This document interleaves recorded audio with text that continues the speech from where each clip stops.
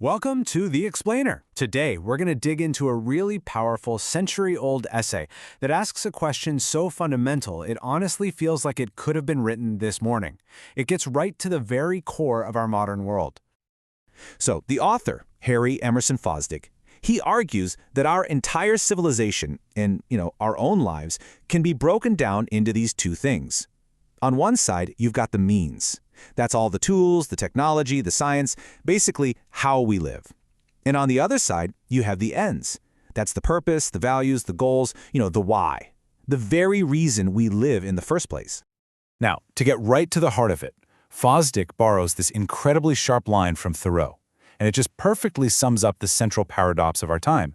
We are getting better and better and better at doing things, but have we gotten any better at knowing what's actually worth doing? And this paradox, this huge, ever-growing gap between our amazing technological power and our moral purpose, well, that's what Fosdick calls our crucial problem. He says it's the defining challenge of our time.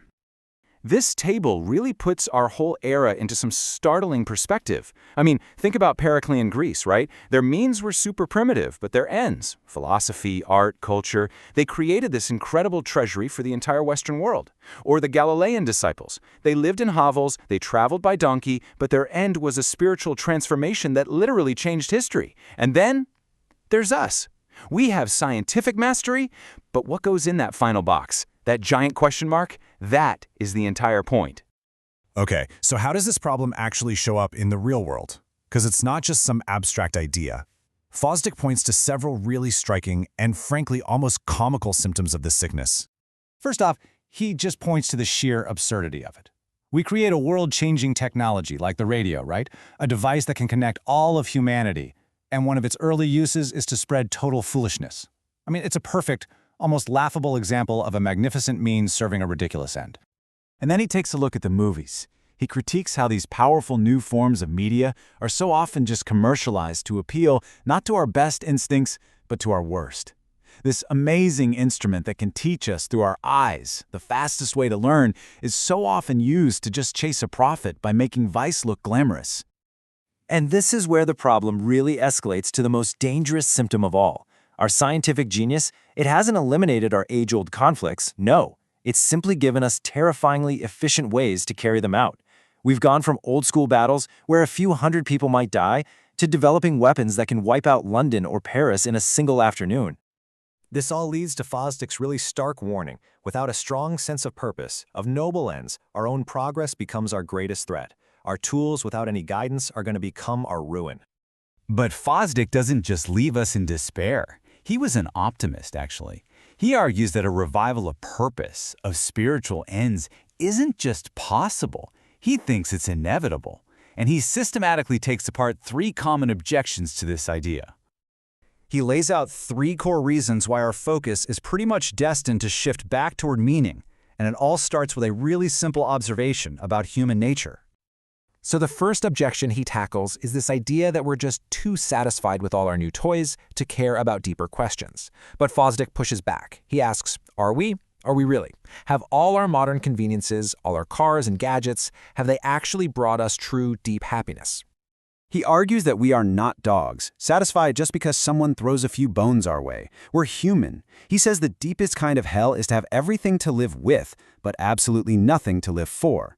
Real happiness, he says, is about purpose, not about possessions. And that deep dissatisfaction we feel, that's the first engine of change. Next, he tackles the big one. The argument that this materialistic, atheistic philosophy has kind of taken over, making any talk of spiritual ends seem old-fashioned or just irrelevant. He agrees this philosophy has gotten popular, but he argues that its very success is going to be its undoing. And to counter this, he uses a really powerful analogy. Just picture it in your head. 1 billion playing cards. Each one has a single letter on it, and you just throw them all to the wind. The odds are practically zero, right? And yet, materialism asks us to believe that random, purposeless atoms just fortuitously fell together to create not just a simple sentence, but law-abiding star systems, human consciousness, and social progress.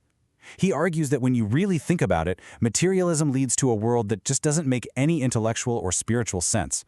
The third and final objection is that society's morals have just completely collapsed beyond repair, especially after the trauma of a major war, which, often brings this long aftermath of moral looseness and cynicism.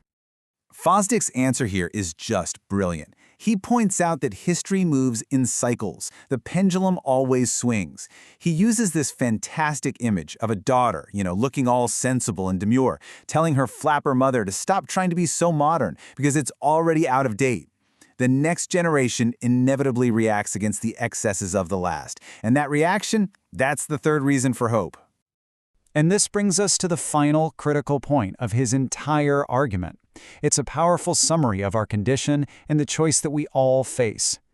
He offers this one last, perfect parable of our civilization. We accomplish this stupendous feat of engineering, harnessing one of nature's greatest powers, and then we use that incredible power for an incredibly trivial end. Improved means unimproved end. And here it is, the ultimate diagnosis, the single sentence that sums up the entire problem facing modern civilization. Our instruments are not the issue. Our science, our technology, they're just neutral. The trouble is with our vision, our purpose, our soul. And so we leave you with the central question Fosdick adapted from the scriptures a century ago. It's a question that has only grown more urgent with every new invention and every new power we unlock. What good is it to master the entire world if we lose the whole reason for living in it? That's the question we still have to answer.